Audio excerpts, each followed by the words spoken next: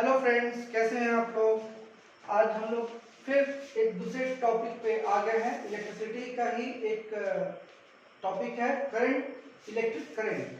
तो आज हम लोग इलेक्ट्रिक करंट के बारे में बात करेंगे और इसके अंदर जो भी पॉइंट है उसके ऊपर हम लोग डिस्कस करेंगे।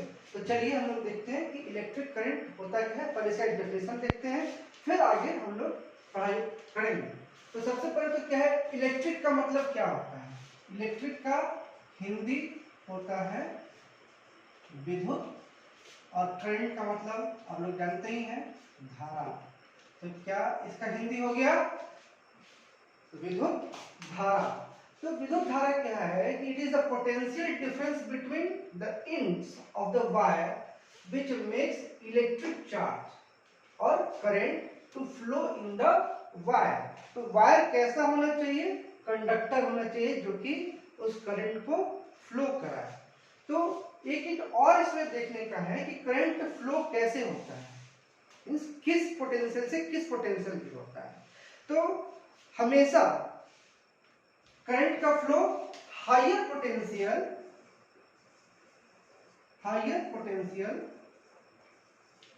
टू लोअर पोटेंशियल होता है, ठीक है। और जैसा कि मैं हमेशा बोलता हूं कि आप लोग जब मेरा वीडियो देखिए तो कॉपी और पेन लेके जरूर बैठिए, ताकि आप लोग अपना नोट्स भी साथ ही साथ तैयार करते चलिए। इसका मतलब क्या होगा, it is a potential difference. Potential difference क्या है, डिफरेंस बिटवीन टू टर्मिनल और टू पॉइंट।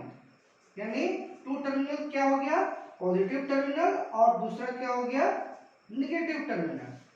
तो it is a potential difference between the ends of the wire. अब तो देखिए एक वायर है ये, ठीक है। कोई भी वायर हो सकता है, चाहे वो कॉपर का हो, एल्युमिनियम हो, सिल्वर हो, गोल्ड हो, कुछ भी हो जो कि कंडक्टर होना चाहिए। तो conduct ends of the wire which makes the electric charge to flow. यानी इलेक्ट्रिक चार्ज आपको पता है कि जब चार्ज ही फ्लो करता है higher to lower in the wire, ठीक है। दूसरे तरीके से इसको ये भी समझा जा सकता है कि electric current is the flow of charges called electrons. तो चार्जेस कहाँ हैं, इलेक्ट्रॉन्स। और इलेक्ट्रॉन्स, क्योंकि इलेक्ट्रॉन्स को इसीलिए लिया जाता है क्योंकि यही एक चार्ज फ्री चार्ज कैरियर होता है। किसी भी एलिमेंट का जो फ्री चार्ज कैरियर होता है वो इलेक्ट्रॉन होता है। जैसे कि आप लोगों ने एटॉमिक स्ट्रक्चर में जब आप इसको पढ़ेंगे तो जिसमें कि फ्री इलेक्ट्रॉन्स होता है वही चार्ज कैरी करता है, जिसमें फ्री इलेक्ट्रॉन्स नहीं होता है वो चार्ज नहीं कर पाता है, ठीक है। Such as metals in the wire. तो जितने भी तरह के मेटल हैं, चाहे वो कॉपर हो, एल्युमिनियम हो, सिल्वर हो, गोल्ड हो, या और भी ब्रॉन्ज हो, वो सारे मेटल्स करंट को कैरी करते हैं, यानी वो कंडक्टर होते हैं जैसा, ठीक है।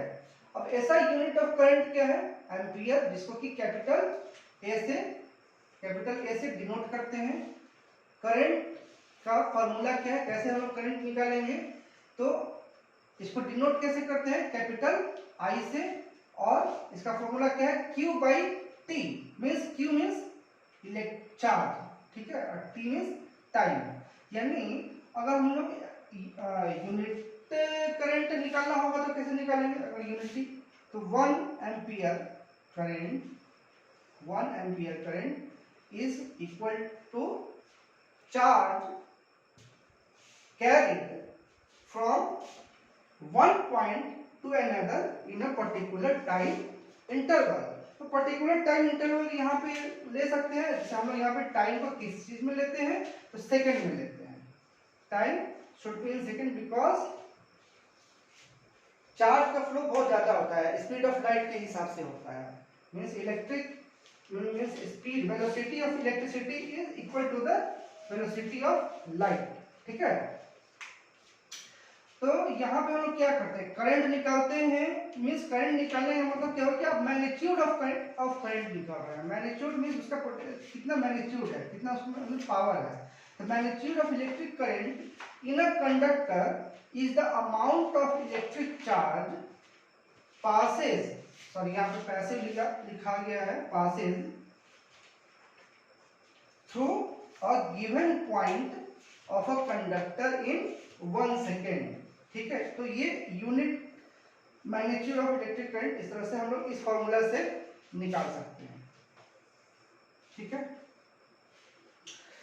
अब आगे बढ़ते हैं, देखते हैं क्या डायरेक्शन ऑफ इलेक्ट्रिक करंट। तो हम लोग हमेशा इस चीज को चर्चा करते रहे हैं कि इलेक्ट्रिक करंट के फ्लो का डायरेक्शन क्या होता है। तो जैसा अभी मैंने बताया कि जैसे पानी का फ्लो होता है, रिवर रिवर कैसे फ्लो करता है, माउंटेन से लेके ओशियन तक। ठीक है, ऊपर से नीचे की तरफ, यानी पहाड़ से नीचे की तरफ, हायर टू हायर, और ये क्या हो गया, लोअर। ठीक है, तो करंट का फ्लो हायर पोटेंशियल से लोअर पोटेंशियल की तरफ होता है। ठीक है, वो भी हम लोग आगे समझेंगे कि वैसा क्यों होता है। अभी हम लोग स्ट्रक्चर बनाएंगे, एटॉमिक स्ट्रक्चर, तो फिर उससे हम लोग समझेंगे कि वो क्यों होता है, हायर टू लोअर क्यों होता है। और ऑब्वियस सी बात है, नेचर में का जो तो नियम है, जब भी कोई चीज गिरता है तो नीचे से ऊपर की तरफ थोड़ी जाता है, ऊपर से नीचे की तरफ गिरता है, यानी हायर टू लोअर। ठीक है, दूसरी चीज क्या है कि how current flows in the wire. ठीक है, अब करंट कैसे फ्लो करता है, तो इसका कुछ डेफिनेशन इस तरह से समझेंगे कि इन स्टैटिक यानी नॉर्मल एट रूम टेम्परेचर, और ये समझ लीजिए कि क्या है, ये कंडक्टर है। ठीक है, इसको एक सर्किट के रूप में हम लोग लगा देते हैं, बना देते हैं सर्किट। ये क्या है, पॉजिटिव, और ये क्या है, निगेटिव, यानी कैसे करंट फ्लो करेगा। अब इसको हम इधर से देखते हैं। अब कोई भी मेटल है, एक यहाँ पे स्विच भी लगा देते हैं, इसको एक स्विच लगा दिए, क्या है, स्विच। स्विच क्या है, ये है बैटरी। ठीक है, नॉर्मल कंडीशन में क्या होता है, जरा सर इस स्ट्रक्चर को देख लीजिए, समझिए कि क्या है, ये कंडक्टर है। नॉर्मल रूम टेम्परेचर पे जो इसके अंदर इलेक्ट्रॉन है सब रैंडम डायरेक्शन में मूव करता रहता है, इसका कोई अपना पर्टिकुलर डायरेक्शन नहीं होता है। ठीक है, कोई इधर भाग रहा है, कोई उधर भाग रहा है, कोई अंदर में, लेकिन इसके पेरिफेरीज के अंदर में ही रहेगा, बाहर उछल के नहीं चला जाएगा। ठीक है, अपना रूम टेम्परेचर या नॉर्मल रूम टेम्परेचर या नॉर्मल कंडीशन में क्या होता है, इसका कोई एक पर्टिकुलर डायरेक्शन नहीं होता है इसके अंदर के इलेक्ट्रॉन का। ठीक है, तो लेकिन जैसे ही इसमें कोई एक एनर्जी सोर्स दे देते हैं, जैसे बैटरी से इसको कनेक्ट कर दिया, तो क्या हुआ, इसको भी बना लेते हैं। अब इसके अंदर में जो भी इलेक्ट्रॉन जो आपको दिख रहा है, समझिए कि ये इलेक्ट्रॉन है, ई, सब पे ई हो गया। ठीक है, अब इसको ऐसे समझ लीजिए, सब इलेक्ट्रॉन इसके अंदर का। ठीक है, तो मूवमेंट कैसे होता है इलेक्ट्रॉन का, इलेक्ट्रॉन के ऊपर कौन सा चार्ज होता है, सबसे पहला नेगेटिव चार्ज होता है। ठीक है, सब इलेक्ट्रॉन पे क्या चार्ज होता है, नेगेटिव। अब यहाँ पे ये देखिए कि हमने पिछले लेक्चर में क्या पढ़ा है कि like poles repels each other. तो अब इधर देखिए कि ये नेगेटिव है, इधर बैटरी का टर्मिनल भी नेगेटिव है। ठीक है, और इधर पॉजिटिव है, तो सर्किट का इसमें इलेक्ट्रॉन किस साइड से फ्लो करेगा, नेगेटिव है, तो फोर्स ये इधर से भी फोर्स लगाएगा, तो ये नेगेटिव है तो सेम चार्ज हो गया, सेम चार्ज हो गया तो किस तरफ की तरफ जाएगा, इधर की तरफ जाएगा। ठीक है,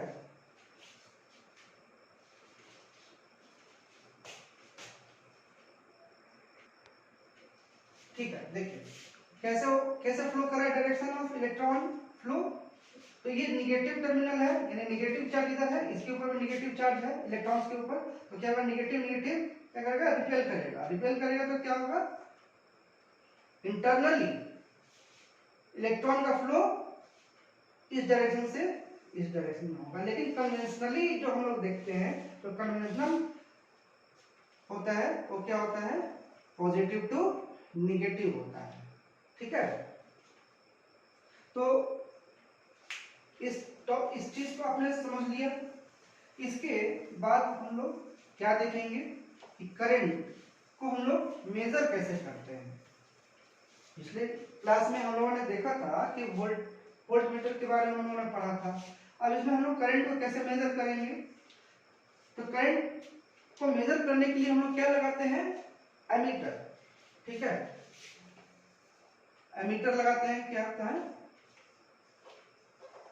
करंट इज measured by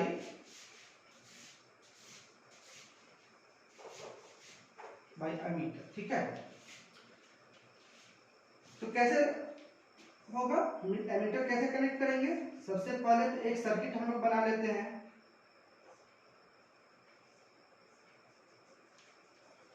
ठीक है। ये लोड हो गया और यहाँ पे हम लोग क्या लगा देंगे एमीटर लगा देंगे, ठीक है। ये पॉजिटिव निगेटिव या रेजिस्टेंस ये एमीटर।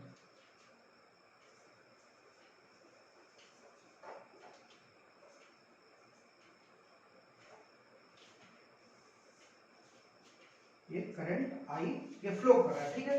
अब इसमें ये चीज आपने देखा कि पिछले क्लास में हमने क्या लिखा था कि वोल्ट मीटर कहाँ लगाते हैं।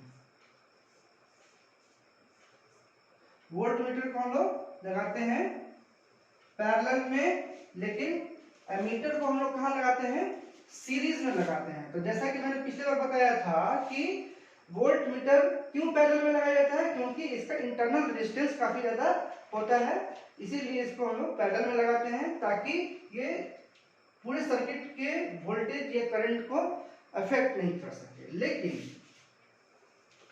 एमीटर को हम लोग सीरीज में लगाते हैं। Ammeter is should always and it is always connected in series of the circuit. Why? Because it has lower resistance. Circuit because it has lower resistance.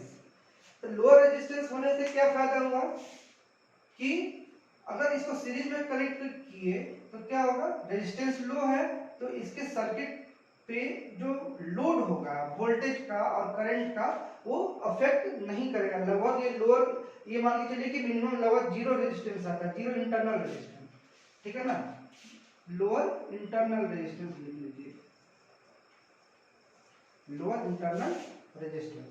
तो हमेशा आप लोग याद रखिएगा कि एमीटर को हमेशा सर्किट के सीरीज में लगाते हैं और वोल्ट मीटर को हमेशा पैरेलल में लगाते हैं, ठीक है। इसे समझ में आ गया होगा कि हम लोग एमीटर और वोल्ट मीटर को इस तरह से सर्किट में कनेक्ट करते हैं और मेजर करते हैं, ठीक है। तो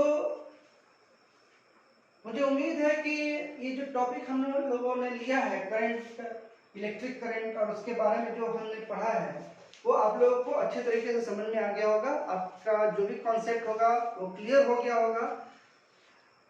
इसके पहले भी जो मैंने वीडियो बनाया है उसका लिंक मैं इसी में दे रहा हूँ, आप उसमें जाकर इसके पहले जो भी टॉपिक है आप उसको पढ़ सकते हैं, देख सकते हैं, अपने दोस्तों में शेयर भी कर सकते हैं।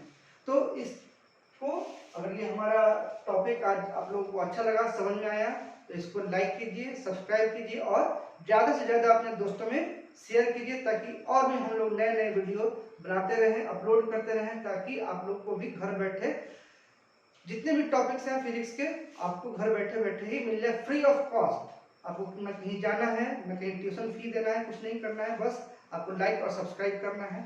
बस उम्मीद करता हूँ कि आप लोग सकुशल होंगे और इस वीडियो से, हमारे वीडियो से आप लोग को बहुत फायदा हो रहा होगा।